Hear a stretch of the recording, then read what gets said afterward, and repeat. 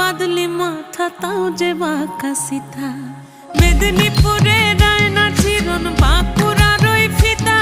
আর যতন করে বাঁধলি মাথা তাও যে বাঁকা সিথা পেছ পাড়িয়া রাজগো